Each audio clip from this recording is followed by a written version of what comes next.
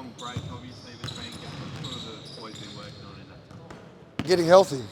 Getting healthy, learning how to execute, trying to bring the energy. Our communication needs to continue to get better, keep improving in that area.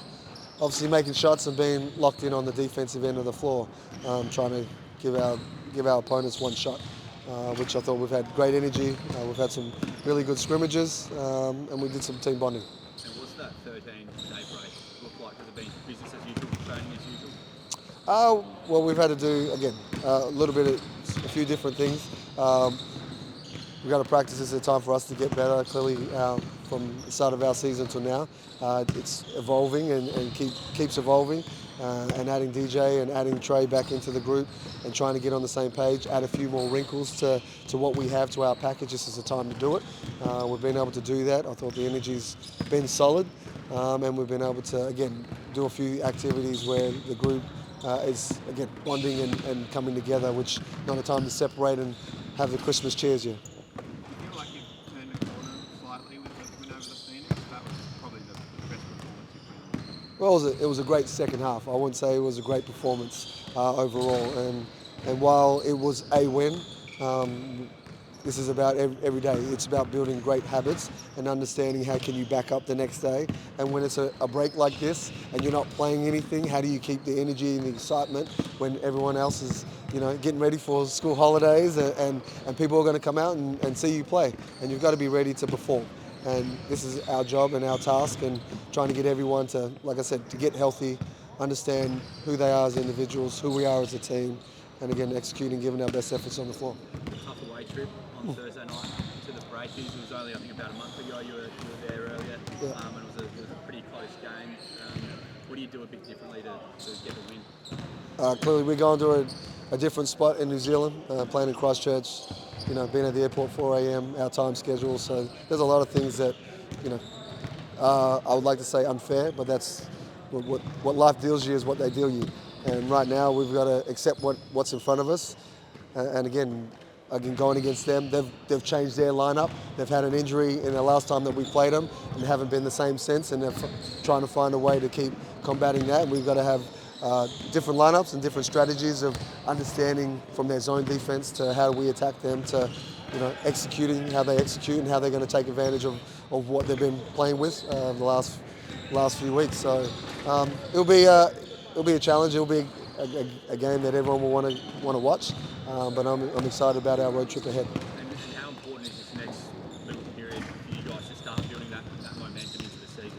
I mean, every game's important, and I think right now, building it for 4 minutes at a time, being on the road, winning that first 4-minute patch is key. We haven't had great starts, so making sure that our starting group weren't great again today, and I keep harping on them of, hey, I'm relying on you guys to get us off to a great start, and while we haven't been great, trying to find what's best for that unit to wake them up and be prepared to play a great game for us. Do you put that down to that slow start? Some of it's disruption, some of it's you haven't played a lot together. It's what you run, how you execute, not being locked in. You turn the ball over a few times and miss a few shots, and you miss your assignments a couple of times.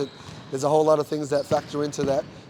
But when you have a good solid week as we had last week, and to see how that was playing out in that first half, it was nothing like what I spoke to. And to see the second half of when you're locked in and you execute and you play with that sort of energy and passion, a lot of good things happen. What happened with Trent? A little bump on his head going for a dunk? He's an athletic kid, and hanging on the rim, it's not a monkey bar. But if you're going to go up there and slap the backboard and do stuff that you can do in the United States and not here, well, you can't do that really. But some things come with it, and for young kids, there's some learning mistakes and there's some scars to prove that. That's one scar that will stay on his forehead for a while, and he'll remember Adelaide. Is that part of the balance of managing him, trying not to take away the aspect of he's having fun, but also balancing you need to maybe calm him down a bit? He's always up and about. No, I think it's part of the growth of every young player and every kid out there that wants to be an elite player.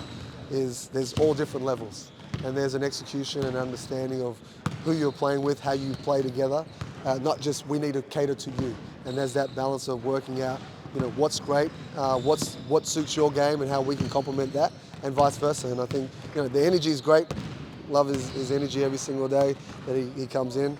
It's keeping the mindset with the right focus, and obviously then delivering. Right, like there's times where you don't play 12-minute patch, you don't play a 6-minute patch, and when your time is called or your number's called, you just got to be ready. DJ was on fire last game. Expecting more of the same. Expected from everybody. I mean, DJ's been carrying us, and while Trey's been out, being a scoring threat, he's definitely been solid for us. And the last time we played there, he was big time for us. But I need everyone to be on that sort of level on this whole road trip. And clearly, if we come away with 2 wins, which is the game plan, we've got to execute, and we've got to have everyone buying into both sides of the ball. About for yourself, obviously, with the start of the season and with your contract coming up, there was a bit of pressure. At what point this year do you start conversations about the future, whether that be? Well, I don't start any conversation. My job is to focus on my task at hand, and while it's a slow start, when you have 8 new players and a whole new coaching staff, I don't know what you guys expect. If you walk into a new business, so how do you expect it to be on money straight away? And if it was, you're going to have your hiccups. If you play 82 games, you play 12. You're going to have your moments, and if it was rosy, it's because you've got the most talent on the floor. And clearly every team in here, as you've seen, can beat everyone, and everyone's had their moments. But my job is to keep everyone calm out there and make sure everyone can play elite basketball and understands what's the game plan and how we execute that. For the fans, you're out there to be able to get on Twitter and do whatever you need to do. Enjoy the moment. Appreciate Adelaide 36ers, this club, the NBL, and enjoy it. My job is to just ride it, keep everyone calm, and manage everyone's expectations.